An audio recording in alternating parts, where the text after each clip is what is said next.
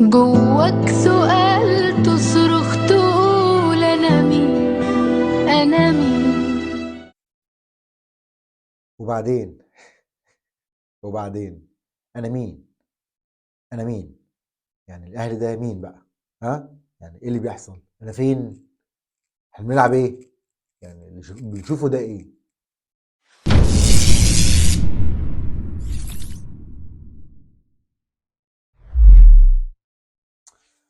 اهلا بيكم يا شباب في حلقه جديده مع ربيع. ما قلتش النهارده اهلا بيكم في حلقه جديده من تحليل فني غير محايد للنادي الاهلي، لان تحليل فني لازم يكون فيه فن، لازم يكون فيه كوره، وما دام مفيش كوره مفيش تحليل. اصل حلل ايه؟ وبعدين النهارده الماتش كان بعد سيراميكا، فالمفروض احنا نتكلم على ماتش سيراميكا والكلام ده كله وبتاع. كان جاي النهارده فضفض، انا جاي احاول اطلع 10% من اللي جوايا، لان انا لو طلعت اللي جوايا بالظبط يعني الناس هتقول لي انت بتزعلنا يا عم في الفيديو ولا ايه؟ يا عم بتتخانق ليه؟ انت بتشنج علينا ليه؟ الموضوع صعب، انا حقيقي محبط، وزي ناس كتير يعني اكيد في احباط، اللي هو ما عادش عندك حاجه تقولها، ما عادش عارف يعني ايه. شماعات النفسيه بتاعتنا، شماعاتنا اللي احنا بنقولها بينا وبين نفسنا خلصت. بينا وبين نفسنا، مش بنحاجه كبيره، بس بينا وبين نفسنا اللي هو ايه، معلش المره الجايه، اصل مش عارف كان فين النهارده مش فورمه، اصل مش عارف ايه كان النهارده مش فايق، اصل كولر النهارده لعب بخطه مش عارف ايه، اصل بدايه التشكيل مش عارف ايه. لا، في حاجه ستوب، كفايه، في حاجه غلط. في حاجه غلط، ومش في فرع واحد، ده في كله، في كله، لازم تكون في كله، لان مفيش حاجه غير كده. المرات اللي فاتت كنا بنتكلم نقول ايه، عشان بس يقول لك يا ربيع انت عندك زهايمر، ما انت المره اللي فاتت كذا فيديو اللي فات قلت وكولر ومش عارف ايه واللعيبه وبتاع ومش عارف ايه وبتاع. صح، مظبوط، بس مفيش حد بيبقى طالع كده. شايف ما طلع ازاي؟ هو مش طالع كده، الاهلي كان طالع كده، هو طالع بالتدريج وينزل كده، ينزل كده، دي كارثه. يعني الاهلي كان طالع كده، حتى ما كانش طالع كده، لا الاهلي كان طالع كده ونزل كده، فده كارثه. الكارثه بقى جايه منين؟ من كله، من كله يا ربيع. يعني ايه؟ بس مش من لعيب واحد يا ربيع، مش من المدرب الفني بس، مش من الجهاز الفني اللي حواليه، مش من ده كمان من الاداره يعني. استغفر الله يا رب. يا جماعه انا الفيديوهات الماتشين اللي فاتوا ما عملتش فيديوهات، لان انا كنت عايز اسمع واشوف الناس بتتكلم في ايه، او الناس شايفه ايه. يمكن انا شايف حاجه غلط، ولقيت الناس، معظم الناس بتتفق معايا، اللي هو يا جماعه احنا الاساسيات اللي كان الاهلي بيعملها لما كان بيبقى وحش ما بيعملهاش تاني. الاساسيات اللي الاهلي كان بيعملها لما كان الاهلي وحش ما بيعملهاش. طب هل دي نقول مدرب؟ لا، مدرب، بس مش مدرب بس. هل جهاز فني اللي حواليه؟ اه. هل لعيب؟ لا.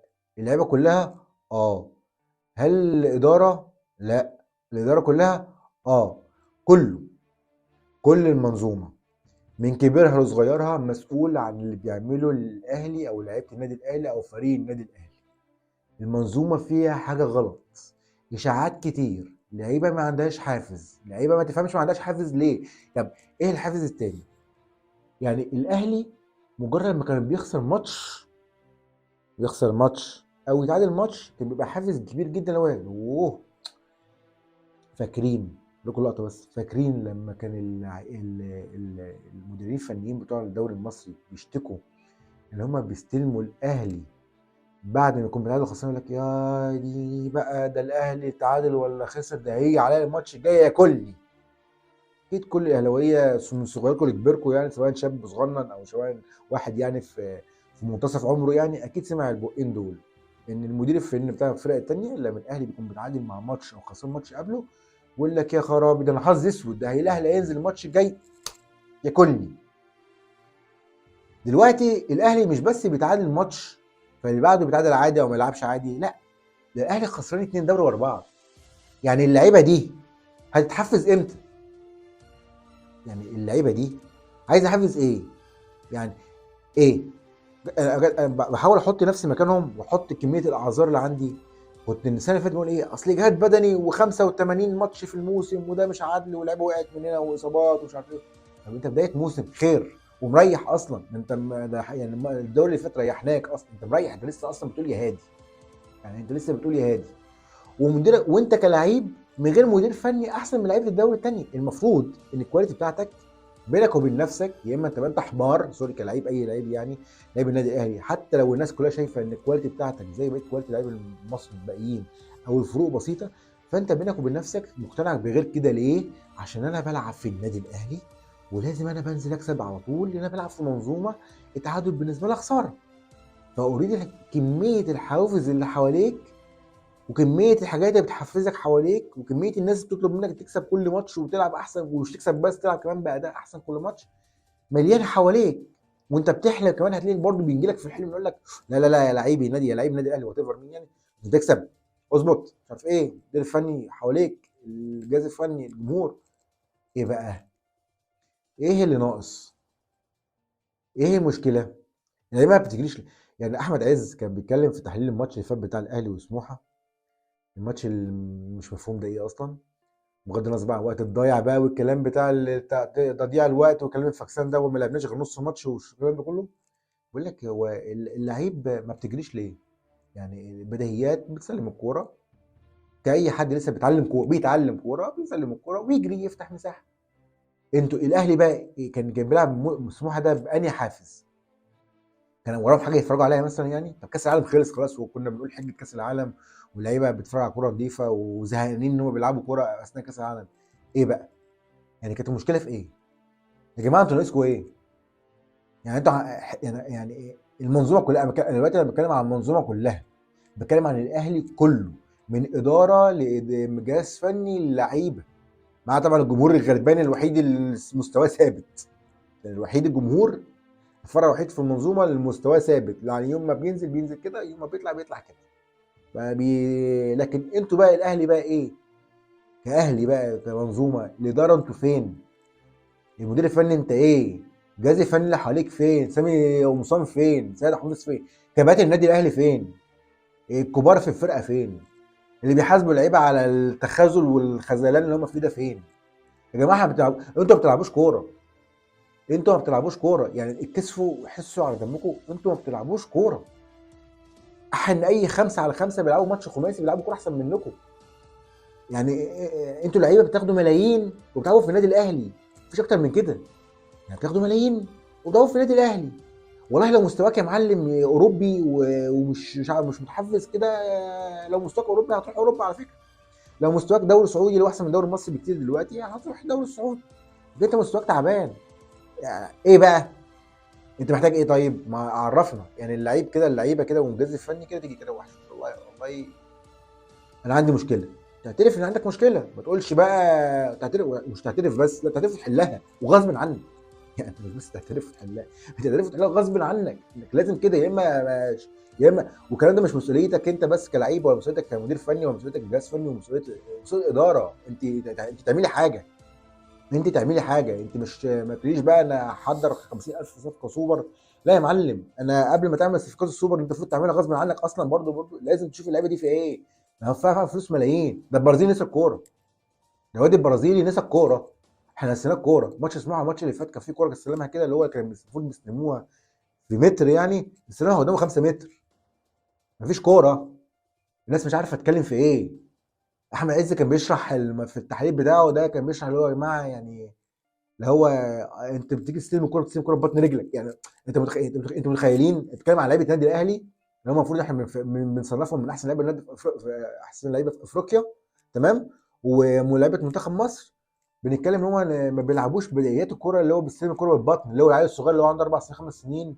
المدرب بتاع الاشبال ولا الناشئين ده بيقول له يا جماعه تستلم الكوره، تستلم الكوره ببطن رجلك وتبص حواليك وتتحرك وتباصي وتتحرك. ايه؟ مفيش تحليل يا جماعه النهارده للماتش، مفيش اي حاجه، ما عملوش حاجه اصلا.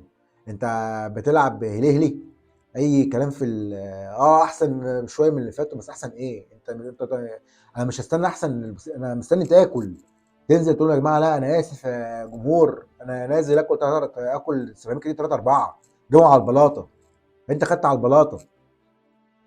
تقول لي بقى اصل الكوره كانت اوف سايد، اصل مش عارف ايه، ده الكلام كله جانبي بقى، والتحكيم المصري الزفت ده على جنب. بس انت تروح على الكوره، تروح على الجون ست سبع ثمان مرات وتجيب اجوان، وبعد كده بنشتكي من كوره ولا كورتين من دول. مش تيجي في في نص الشوط الثاني في الدقيقه 70 تفتكر ان انت ايه ده انا مغلوب 1-0، وابدا بقى اجري نفسي واسخن نفسي والعب الضغط العالي والكلام ده كله. وانت فين يا بابا؟ انت فين؟ محتاج ايه انت؟ وانت اصلا كنت محتاج السيراميكا يجيب فيك جون عشان تعرف انك محتاج تكسب الماتش ده، او تنزل سخن اصلا متهيئ للماتش ده.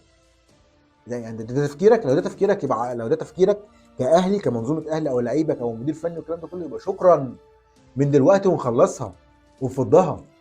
ما نتعبش نفسنا وما نتعبش قلبنا، لان الموضوع بجد يا جماعه، الموضوع بيأثر فينا نفسيا بطريقه غير طبيعيه. انا مش دلوقتي مش بجامل او ومش بزايد ومش بنظر. الموضوع بيأثر فينا نفسيا بطريقه غير طبيعيه. احنا بنحب النادي الاهلي كده لله في الله يعني، مش حاجه يعني. والناس اللي كلها بتتابع بشكاحه الملايين دول يعني مش كلهم كونتنت كريتورز وبيعملوا فيديوهات وبيطلعوا يصيتوا ويصيحوا ويهيصوا عشان ياخدوا فيديوهات ولايكات والكلام الفاكسان ده. لا، احنا بنحب الاهلي اكتر من الفيديوهات واكتر من اللايكات واكتر من اي حاجه من الحاجات دي كلها. 100 مليون يعني، 80 مليون على الاقل بيشجع النادي الاهلي ده جوه مصر، ما بالك اللي بره مصر يعني. فالخلاصه يا جماعه، عشان انا ابقى فعلا اصلا بتعصب اكتر من كده، هيبقى الموضوع مستفز وسخيف. انا بتكلم ده الموضوع ده معاكم دلوقتي كفضفضه، مفيش تحليل.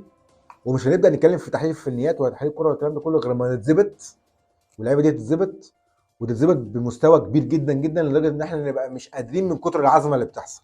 غير كده شكرا، انت عندك شهر واحد اهو، هنشوف انت رد فعلك بقى كلعيبه وكمنظومه وكاهلي وكاداره و هتعمل ايه للنادي الاهلي.